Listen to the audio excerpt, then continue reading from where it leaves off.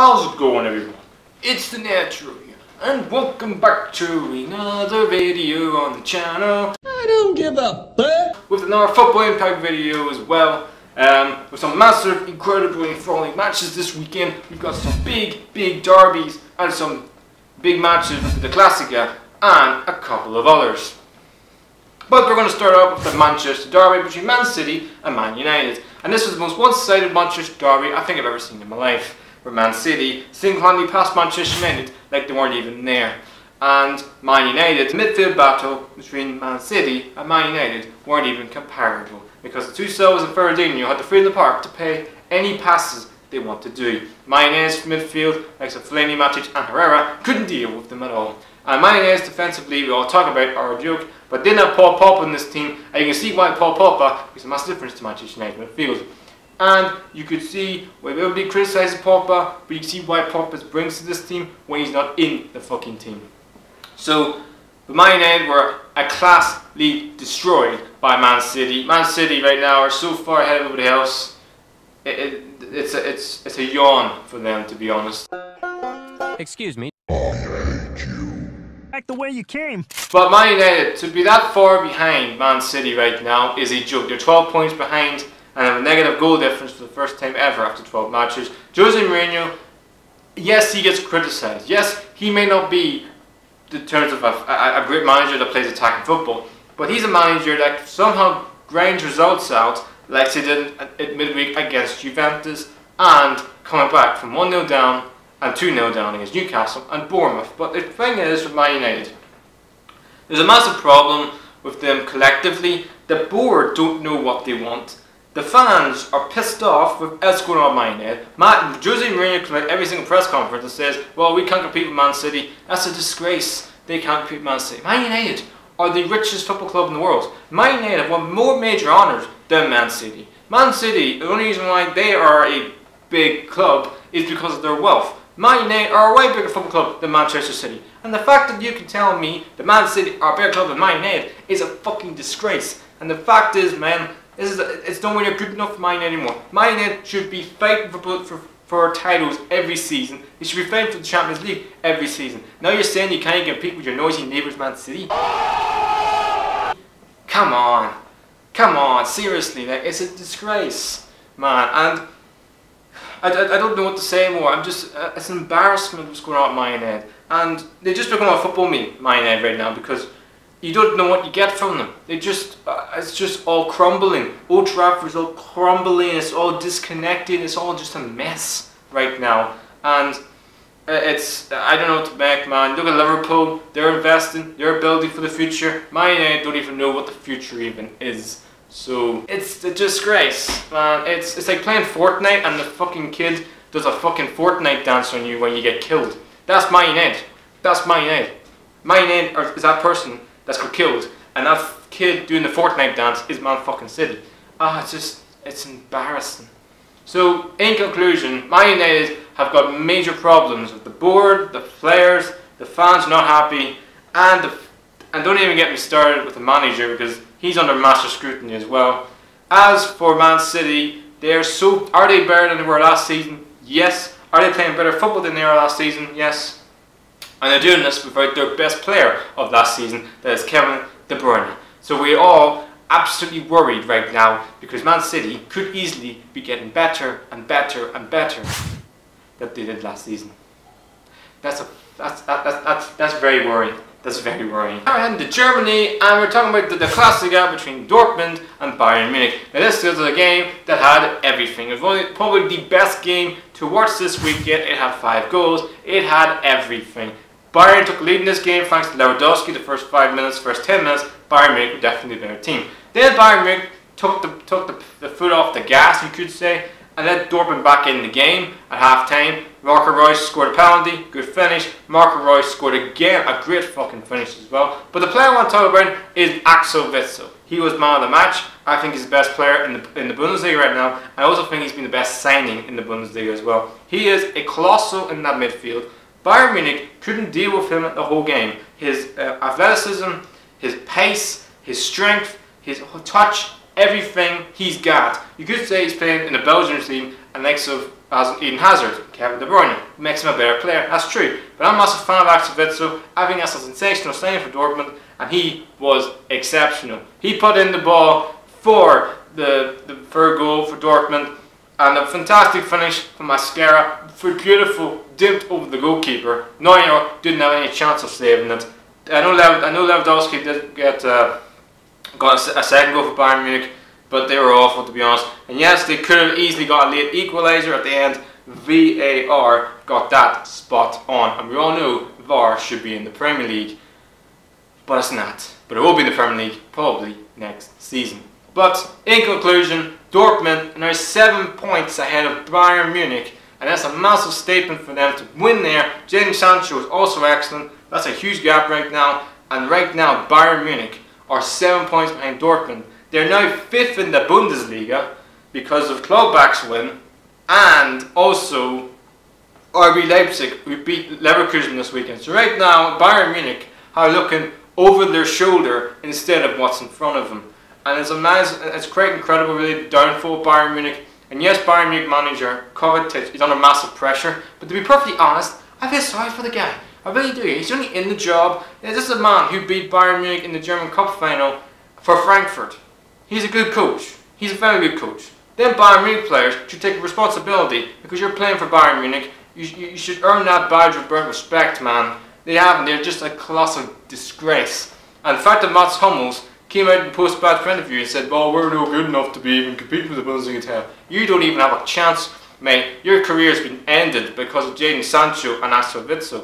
Why can you second that, bitch? But the fact is, Bayern Munich are right now a complete mess from top to bottom. Man Utd and Bayern Munich are a mess in terms of the infrastructure of their clubs, are a disgrace. They got major problems with the board. The managers I feel sorry for because they're not getting investment of the squad. Kovacic is a very good coach. He's getting the best what he's trying to do with this club. But this fact that he has Ryan Ribery and Robin again. Come on, seriously, these two guys should be in a home. Old grey mare, she ain't what she used to be. Ain't what she used to be. Ain't what she used to be. You know, having their feet up, getting massages by a bunch of...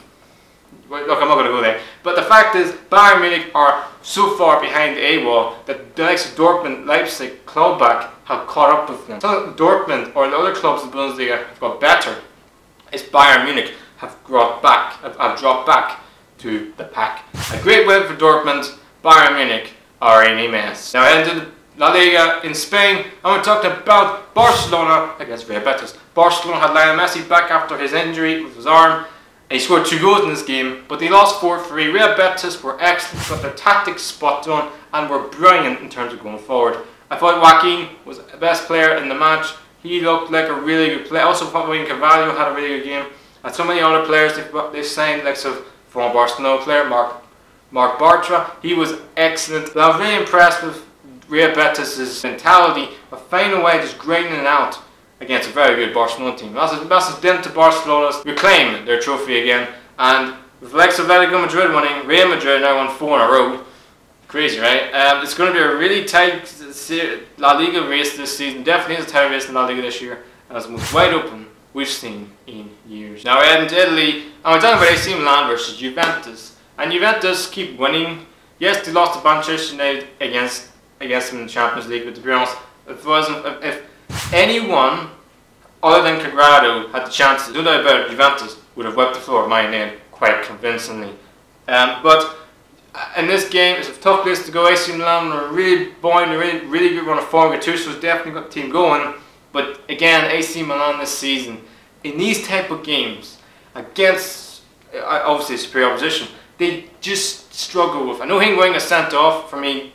Wait and see that, to be honest. I mean, he said it wasn't a red card. Ronaldo said it wasn't a red card, so I may get rescinded. But to be honest, Juventus' golf and class between everybody else in Serie has been huge. And again, I think they pretty much won the league already. Ah, jeez. AC Milan definitely going to be fighting for top 4 this season. Is Gattuso the man for them? We all know Antonio Conte and also Arsene Wenger linked the job recently. But I just think it's a golf and class between AC Milan and Juventus. Juventus are so far ahead of everybody else. AC Milan are sort of going through the motions and trying to figure out, can they get back into that top 4. Now we're heading to France in Ligue 1, and we're talking about Monaco versus PSG. PSG win again this weekend. That's now 13 wins in a row. That's the most. It's got the most goals, most goals, most wins.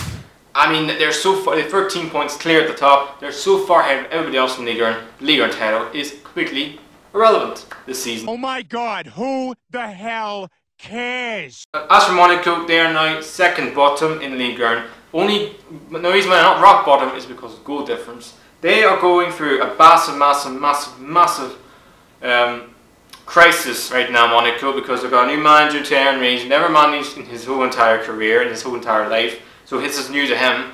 He needs major help. He looks completely and utterly lost, and especially in this game, he didn't know what to do. There's so many injuries. I mean, they're so bare in terms of no quality whatsoever. Falcao looks absolutely like he's seen a ghost. I am the ghost of Christmas past. What the hell? Oh, wrong house! Wrong house! Because even he doesn't know what to think. Like, what's going on here? What's going on here? Right now, Monaco, they're going through the motions. They look like a team that's going to get relegated. Meanwhile, a team that's going to be fighting for whatever this season. Monaco got major problems, and yes, you could say they sold all their best players. Yes, that's true. They pretty much sold the whole entire squad of players that won the Liga and title and got to the Champions League semi-final. But a couple of seasons back. But right now, Monaco are in a relegation battle, if they like it or not. And until they get form, until they pick up wins, it's going to be a long, bleak season for them. As for PSG, it's another win in their hunt to win, to probably go a whole season unbeaten. Now we're heading back to Spain, and we're talking about Atletico Madrid versus Atletico Bayern. This was a thrilling, incredible match as well this weekend.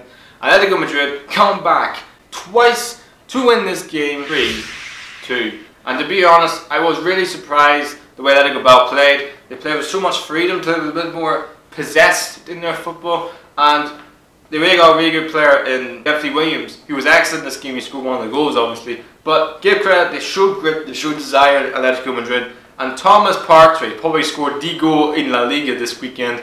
It was an incredible strike. The finish is top fucking quality. You won't see a better goal in La Liga this weekend than the one he fucking scored.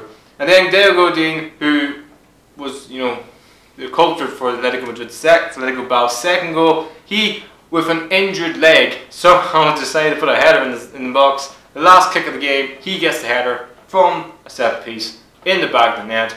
Captain's goal, a leader, and what an incredible defender Diego. He's one of my favourite defenders to watch. I'm put up there with Chiellini and maybe even Virgil van Dijk, but he's a leader. He's a colossus in that Atletico Madrid team. He was exceptional in that match. He scored the game-winner goal, and that puts them 1 point behind Barcelona. And we've got ourselves a fantastic La Liga title race this season. With no doubt about La Liga title race is definitely on this year, and it's the most wide open we've seen in years. Atletico Bayern, you guys, I think, are your 1 point or maybe goal difference of the relegation zone. If you play the way he's played against Atletico Madrid, he would definitely stay up. But the problem with Atletico Madrid is they sold their best goalkeeper in Kepa, Adrissa Balaga. They've also sold likes of Laporte, who's now at Man City. They've sold Fernando Llorente maybe a couple of years ago. They keep selling the best players, and the same with Monaco, they don't really invest in that money. And right now, it's going to be a long season for you. The Premier League, and up north to the northeast, where we're talking about Newcastle United against Bournemouth, and Newcastle make it 2 wins from 2. Wow, it's amazing what a win feels. So much confidence in the team boasting with freedom, especially if you're Salomon Rondon, who scored 2 absolutely. Well, the first goal was iffy, to be honest. He just right place, right time. You know, the first shot hit the goalkeeper, but give credit due. He decided to put another attempt and got in the goal. His first goal for Newcastle United in the Premier League. But the second goal was probably one of the best goals I've seen Newcastle United score, maybe for a long time. Probably up there, probably since Demba Ba, maybe Papa Cici's World League against Chelsea. It was a fantastic play. The ball from Key into Kennedy, the cross from Kennedy was absolutely perfection. The first team's actually done something this season. And the finish from Salomon Rondon, it took me back to Alan Shearer days. It was an absolutely enthralling header. Imperious. No goalkeeper in the world was going to save that. It was 2-0, yes, I know at the end, in the first half, Bournemouth got a goal back from Lamina. But Newcastle, for me, deserved to win this game. Salomon could have a hat-trick at the end. Good save from Begovic from his feet. But Newcastle further deserve to win this game and look like right now they're at the bottom three. And right now, if they keep playing the way they have, they've got some good matches coming up. They play Burnley after the international break. They are right now going to be flying up the league in terms of not flying up in terms of like fighting for Europe. No. Flying up the league. They're not getting relegated. Probably 11th, 12th, 13th will be a respectable finish for them this season. And I think they can because of Rafa Benitez. I still don't know how the hell he's doing it. How this club is only 1 point off the bottom three mystifies me before the worst bunch of players I ever see play for Newcastle in terms of quality. But give credit to Rafa. What a manager. What a coach. What a win for Newcastle. 2 wins in a row. And they are flying 7 points from 3 games. Bournemouth has 2 defeats in a row now. A little bit of sort of going back to normal for you guys in terms of maybe you just thought maybe with that win against Fulham you were flying, you were in confidence. Yes, you should have beat Man. You should have got a point against Manchester United. Man United just again score a goal from late. But in this game they were second best. And to be honest, in the second half they played a bit better. But to be honest, they were second best in this game. And the injury to Alan Smith didn't look good, and I wish him a speedy recovery. It looked a bad injury for him, so I wish him a best of luck in his recovery. Now we're heading back to the Bundesliga in Germany. We're talking about Werder Bremen versus Gladbach. Probably this was a decent match. You could say 2 teams in really good on form. Werder Bremen had a fantastic start to the season, and Gladbach have finally got a striker in Pella. He looks an exceptional player. He looks like a really good signing for them, and probably the reason why they have a chance of fighting for the Bundesliga title this year, because they are now only a handful of points behind Dortmund. Now they are second in the league. They have a goal scorer who was excellent against Bayern Munich. They won 3-0 against Bayern Munich, and now right now you have to say Gladbach are a major force for the Bundesliga title this year. They have a striker who scores goals. Torgan Hazard looks like he's getting better and better by every single game. The goalkeeper for me, Sommer, at times can be making a bit of a problem, but he's an alright goalkeeper. Do I think he's goalkeeper to win the league? No. But they have a really good team. They have definitely have a chance of getting top 4 this season, Gladbach. But right now, you have to put them in as the contenders for the Bundesliga title, because right now, they're only a handful of points behind Dortmund, and they're a handful of points ahead of Bayern Munich. So right now, there's a wide open Bundesliga. Anyone out of the top 6 can win it this year. It is anyone's title this season. Now heading to Italy again, and we're talking about Roma against Sampdoria. Now this is a game that could have went either way. Sampdoria are a very good side. They got Cagliari, who's been smashing the goals in recently for Sampdoria, and Roma at the minute are struggling to make consistency with the Champions League and the Serie A combined, you could say. But they were excellent, Roma. They thoroughly deserved to win this game at Stadio Olimpico. And they were excellent, to be honest. Everything that Roma did, the pass and the movement, Dzeko was marvellous in this game. Thoroughly deserved to win 4-1. Sampdoria just didn't know what hit them, to be honest. And Roma play like this, they can definitely challenge for top 4 this season.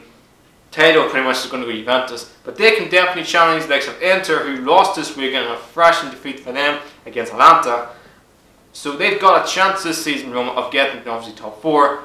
But the problem with Roma is this just once in a blue moon, or is this going to be a consistency for them? Wait and see in Roma. I don't know what to expect. And that just leaves the last game to talk about, which is back in Spain, Sevilla against Espanyol. 2 teams have had definitely overachieved this season, and Sevilla are absolutely flying. They're also a point behind Barcelona. I think they're second or third in the league. They just won this game thanks to a late goal at the end. And to be honest, I said it'd be a 1-1 draw in my prediction. I nearly got that right. Because Espanyol took the lead in this game and deserved to certainly. I thought the first half they were the better team. Then Sevilla obviously, got together in half time. Come on, we can do better than this. Scored the equaliser, and then at the end scored the late winner. And there are Sevilla title contenders, along with Atletico Madrid and Barcelona. And with Real Madrid now back in the fold, and they sacked their coach, obviously, the B manager, who's now won 4 wins in a row. Are they title contenders?